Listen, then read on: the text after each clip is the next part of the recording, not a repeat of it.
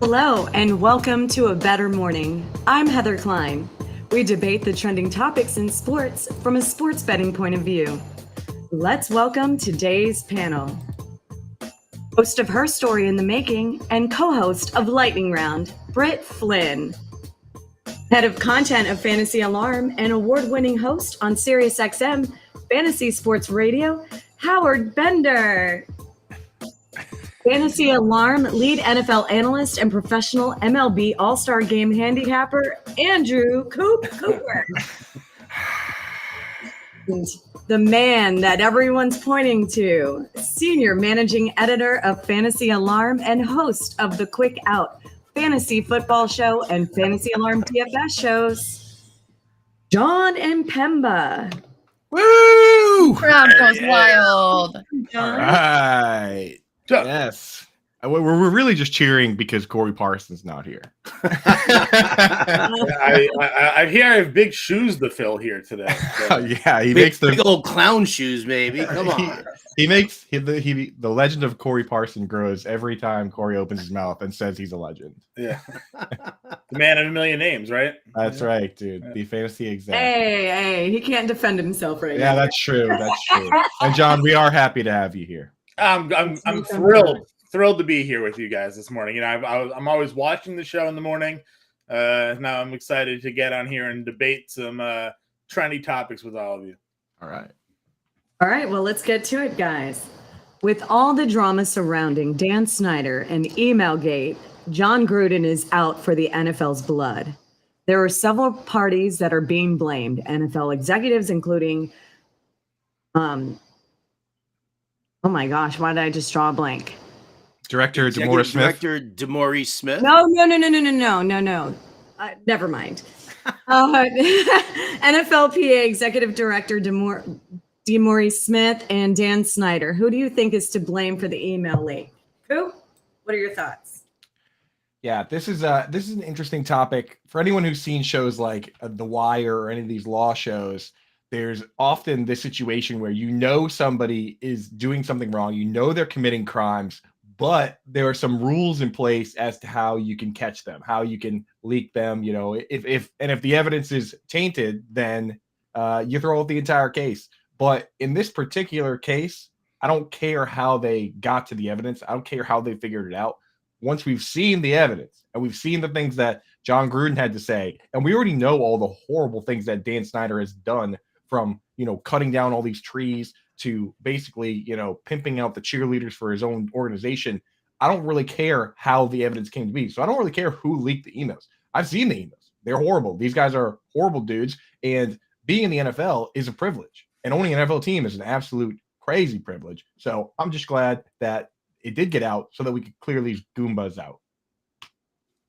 Yeah, it wouldn't surprise me if it was Goodell or someone on his team who leaked the emails. But the fact is that it doesn't matter who leaked them. We saw him. The NFL has an image problem, and it's gone back all the way to how they treated Colin Kaepernick and continue to treat him. They've kind of been tone deaf and hypocritical in their handling of race issues and gender issues. And it feels like they're kind of just trying to put a Band-Aid on this and saying, see, we got the bad guys out, we're clear, when there's so much more that they need to address within. You can't expect to just put a sticker on the back of a helmet saying end racism and fire a couple people and just leave it at that. Leaking emails isn't justifying or exonerating the NFL's past bad actors.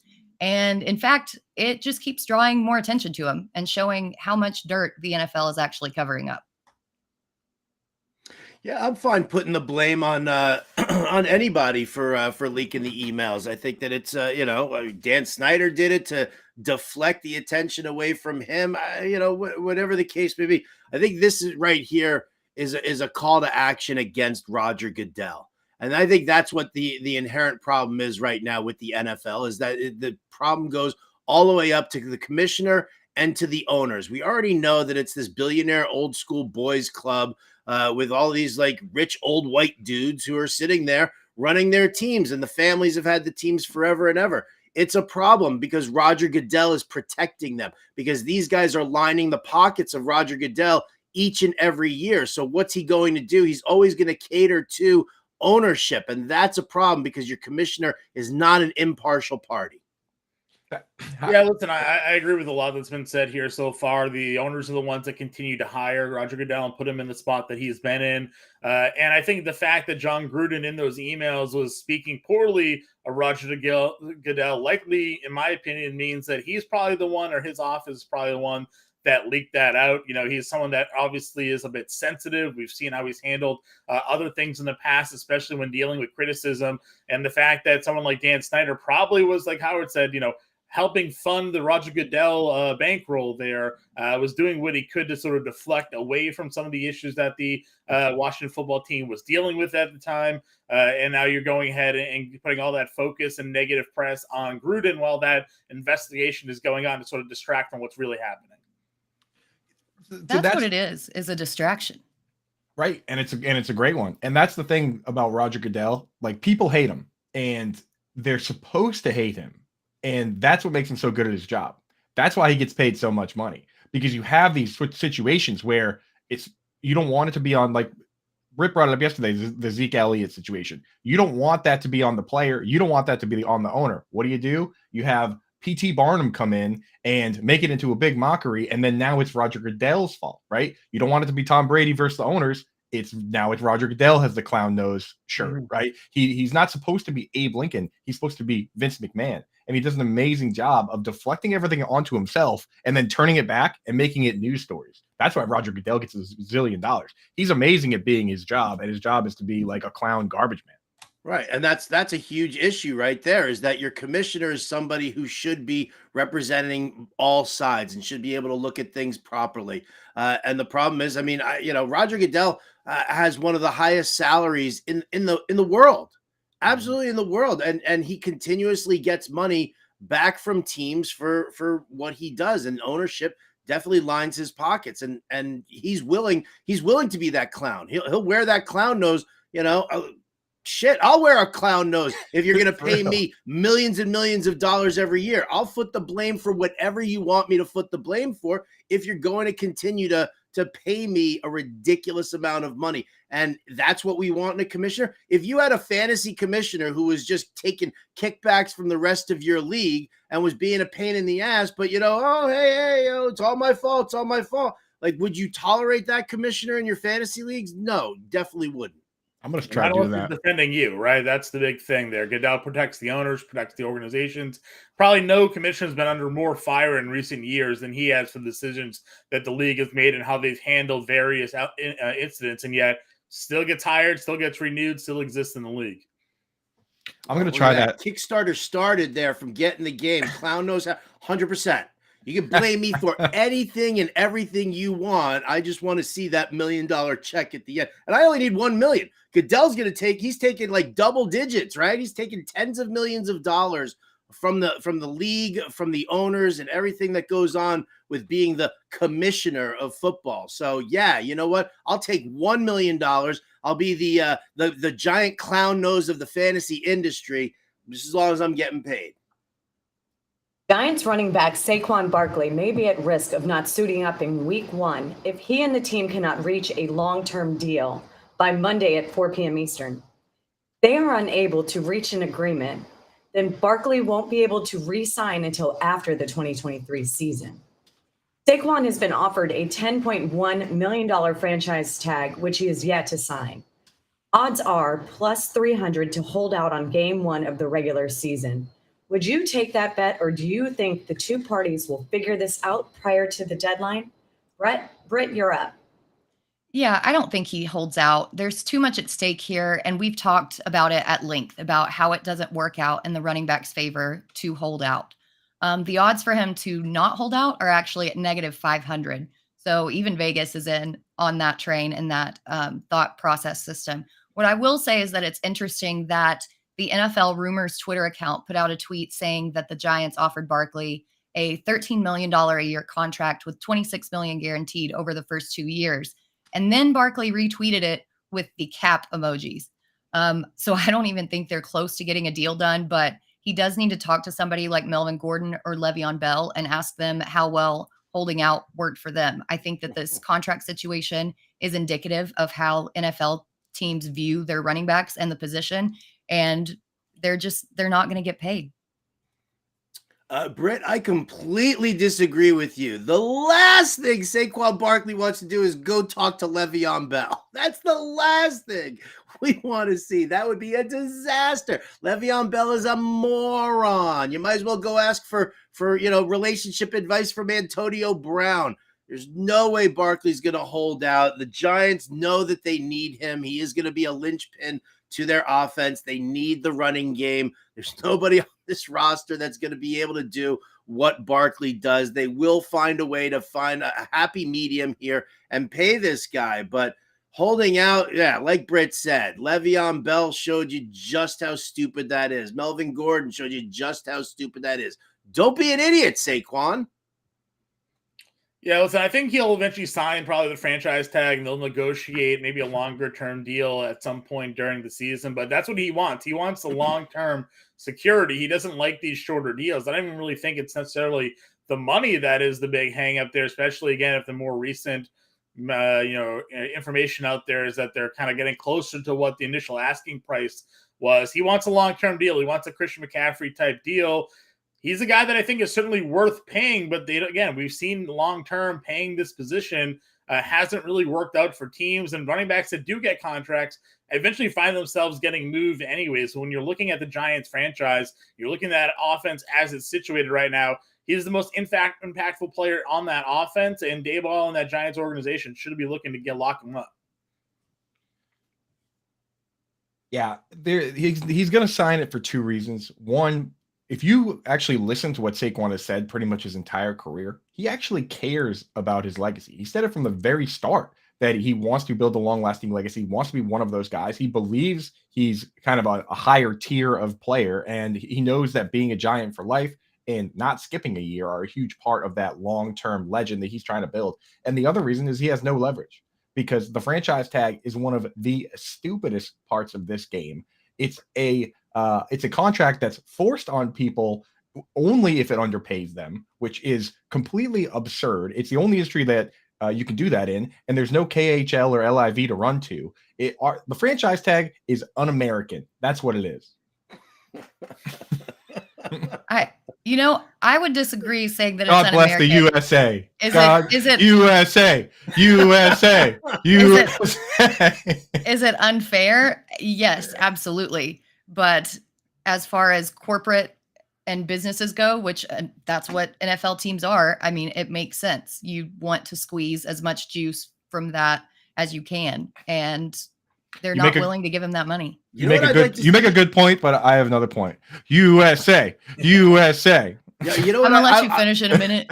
I'll tell you what I would like to see. I would like to see them get creative with this contract. Saquon wants the long-term security. The Giants want to see that they're not over-investing in a guy who's going to break down. So, you know what? Sign a one-year deal that's laden with in-season incentives. Like all of a sudden, if, week 6, Saquon Barkley is one of the top 5 rushers in the NFL, he's got the option to, to kick in this, whatever this clause is that's going to make it a 2 or a 3 year deal. If he gets to week 10 and he's healthy, then it kicks in as a multi-year deal, and it offers him that security, but it also offers the Giants security. But what you can do then also is you can say to Saquon, hey, listen, you have the option of turning it into this. If you think you're running healthy and you're running fine and it's week 8 of the regular season and you don't want to be locked in because now you think you can get even more than what we just offered you on the free agent market, well, then you don't kick in that option.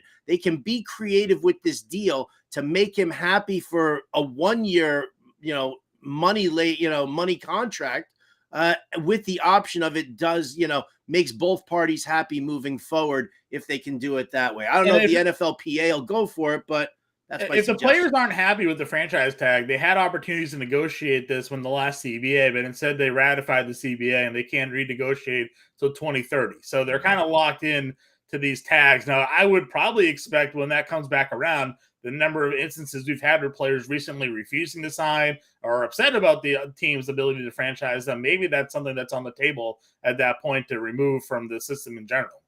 It's ridiculous. I look at the other sports when you have like your biggest star that's arguably the best player in his position, like Alexander Ovechkin. They said, whatever you want, it's yours. Shohei Ohtani is going to get whatever he wants. He's going to set the market. Saquon Barkley, they just straight up say you're not setting the market, even if you are arguably the best running back in the league. It's kind of silly, man. Baseball has that with arbitration year, so they can keep guys like the top players in the game on their rookie contracts for like 7 years. They don't have to pay them anything. Don't get me started unless they on buy that. them out for the free agent years. But the power is with the team more often than not here.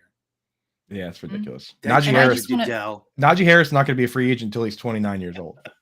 Well, and I just want to make a point before we move on about the players ratifying that. I think that they were kind of strong-armed into doing that, because if they didn't ratify that, then they weren't going to play. Right. So I don't think that they But necessarily ratified it. They had give and take, right? They negotiated some. They got a little bit. Obviously, they can't get everything they want.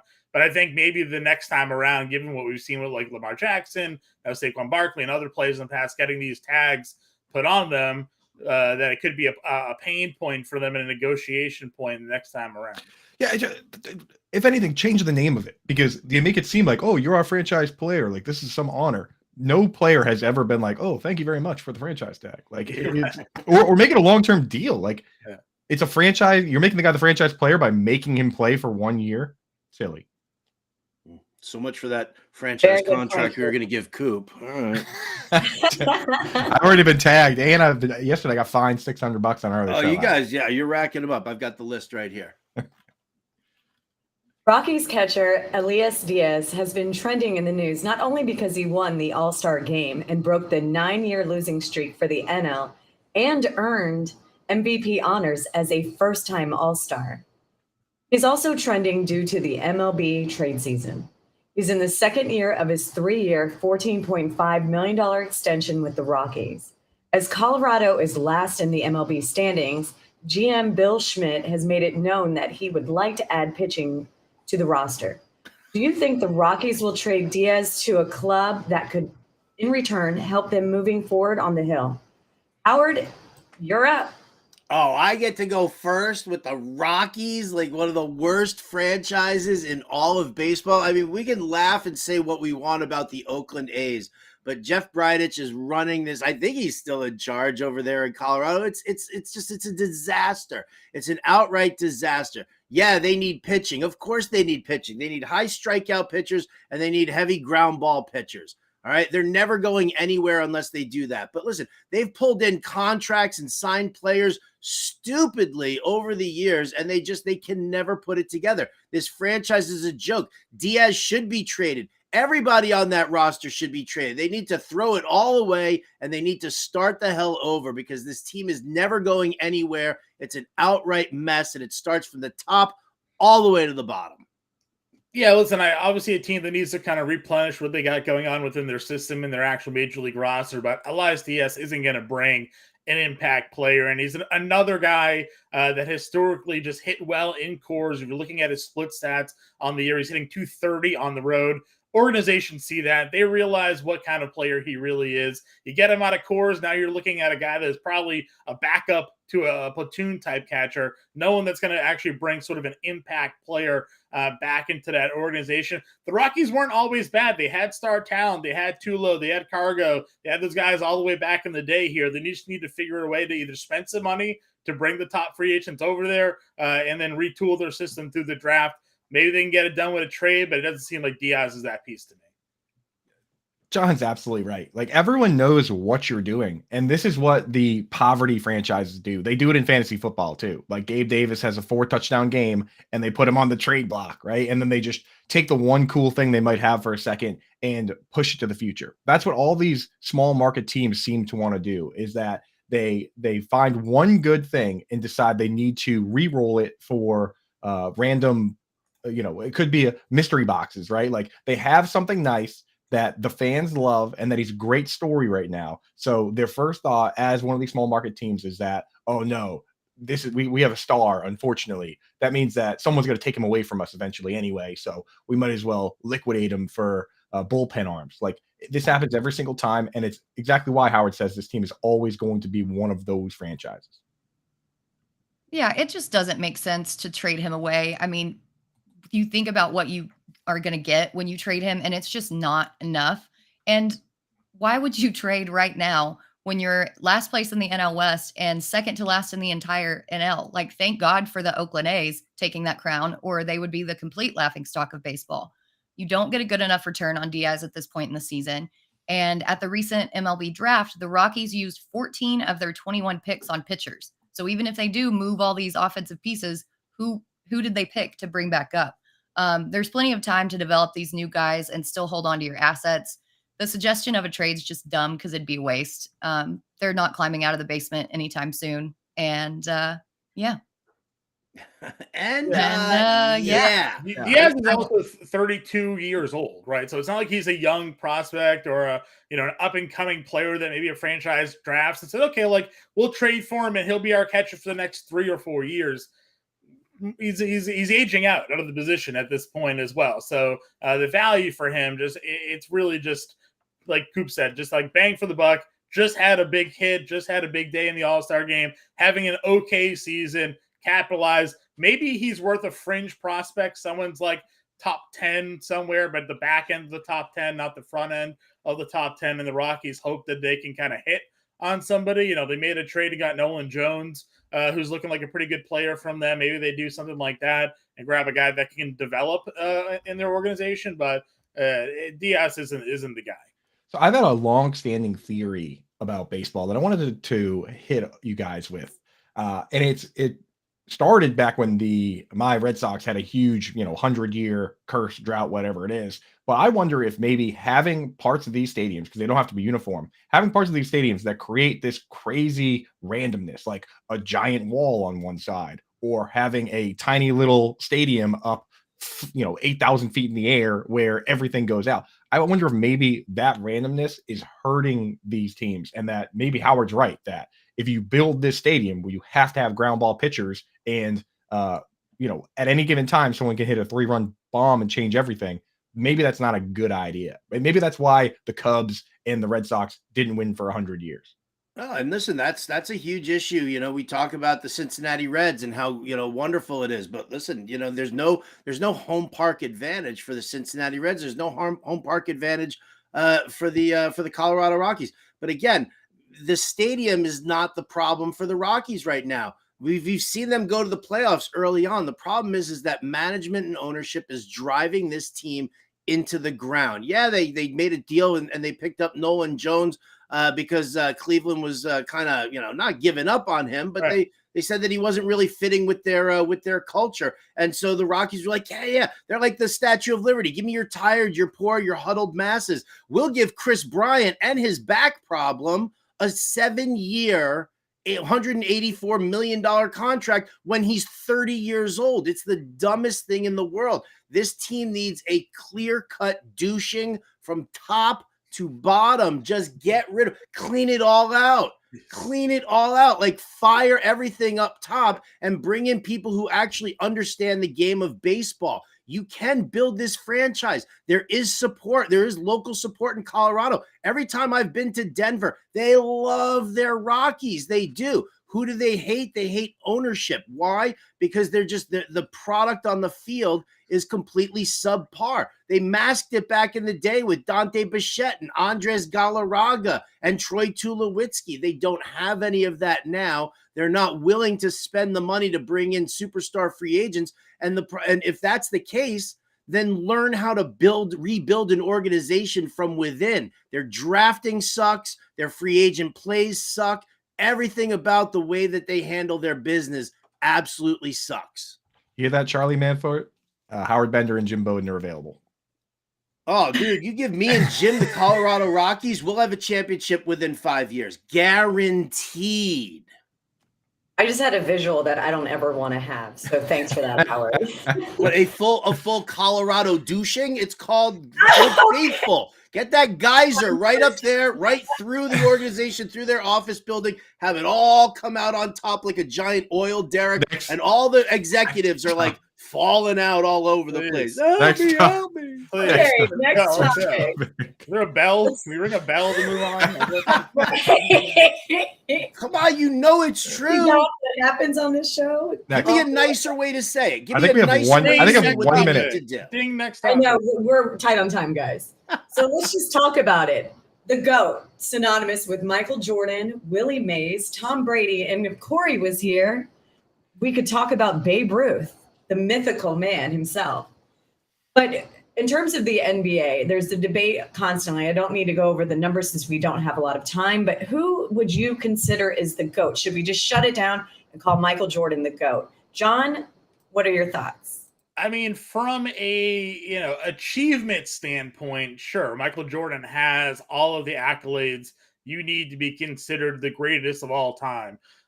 But for me, and I've argued this a lot, I don't know if you put them on the court together in a one-on-one game, if Michael Jordan could defend LeBron James. LeBron James is an absolute freak athlete that can do pretty much everything that Michael Jordan can do as well. LeBron James is 6'8". He's like 260 pounds. He's an absolute monster that moves like a point guard, can handle like a point guard, can shoot despite the critics saying that he can't shoot. He can be one of the best defenders in the NBA when he wants to be. There's never been an athlete in the NBA that is like LeBron James, and LeBron James is why I think he's probably the best player in the league. Yeah, John, to me, there's one thing that LeBron James can't do. When I think about everyone's gonna have their own personal GOAT. I think about the different sports, right? Like football is about being tough. Baseball is about having heart. Hockey's about losing teeth or something like that. And basketball, to me, has always been about being cool. It's about if you could be good at basketball and be the coolest dude, that's the pinnacle of sports to me. And Michael Jordan, while he was the best guy in the world smoking cigars, he came out with Air Jordans. He beat the Looney Tunes. The level of cool that Michael Jordan has set can never be reached. And that's why LeBron, that's the one thing he can't do that Michael Jordan can do. And no amount of Taco Tuesday TikToks is going to change that for me. So Michael Jordan, he's the GOAT. He's the coolest. Yeah. And I think not only that, but the NBA was a lot different in Jordan's time. It was physical. It was nasty. People played hard and threw punches. I mean, it was insane. And Jordan held his own against some real powerhouse franchises and players. Jordan still balled out and got in their heads despite all of this nastiness. And that mentality is what helps put him over the top for me. He was also still in his prime when he retired. I think about what else he could have achieved if he had kept on playing. LeBron's been in the league 20 years. So obviously he's got the all-time scoring leader and all that stuff. But I think he just had more time to collect those accolades, and that's why it's Jordan for me. I think this is the dumbest debate of all time. No doubt about it here. GOAT, who cares, right? Britt said it best. The game was a lot different back then. All sports have evolved over time. In baseball, there was the dead ball era. Then there was the live ball era. There was the steroid era. The problem is you can't compare players from different eras because they've all grown up in different times. Everything has evolved, not just the game itself, but people in general. So let's stop with the GOAT debate. It's completely unnecessary. I yield my final 10 seconds. All right, guys, thanks. That is our show. Thank you to Howard, Britt, Coop, and John for today's show. Make sure you check out Sharp Angles Live with Rich Rebar and Ray Summerlin at noon Eastern. Have a great day.